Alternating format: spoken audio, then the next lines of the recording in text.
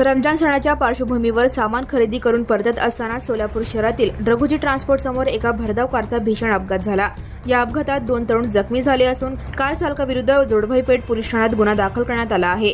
दिनांक 19 मार्च 2026 रोजी पहाटे सुमारे 6 वाजता ही घटना घडली।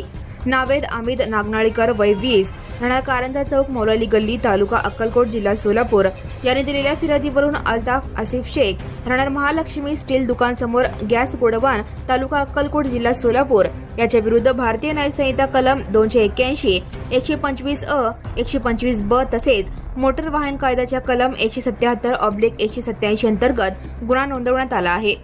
फिर्यादीनुसार अल्ताफ आसिफ शेख, फिर्यादी नावेद अमित नागनाळीकर, अल्लाउद्दीन महबूब शेख आणि नेहाल फैज अहमद नागुरे हे चौघे मारुती स्विफ्ट डिझायर कार क्रमांक MS 47 AB 4738 ने अक्कलकोटहून सोलापूरला रमजानचे सामान खरेदी करण्यासाठी आले होते।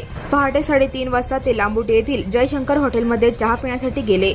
चहा घेऊन पहाटे 5:15 सुमारास अक्कलकोटकडे परतत असताना पुणे तुळजापूर महामार्गावर मार्केट यार्डकडे जाताना रघुजी ट्रान्सपोर्ट समोर पोहोचले। तेथे कार चालक अल्ताफ आसिफ शेख याने वाहन हायगईने, निष्काळजीपणाने आणि अविचाराने भरधाव वेगात चालवले। रस्त्याच्या नियमांकडे दुर्लक्ष करताना कार रस्त्याच्या दुभाजकाला जोरदार धडकली आणि कार पलटी झाली। या अपघातात अल्लाउद्दीन महबूब शेख आणि नेहाल फैज अहमद नागुरे यांच्या डोक्याला गंभीर दुखापत होऊन सर्व अंगास मार लागला। दोघे जखमी झाले असून कारचेही मोठे नुकसान झाले।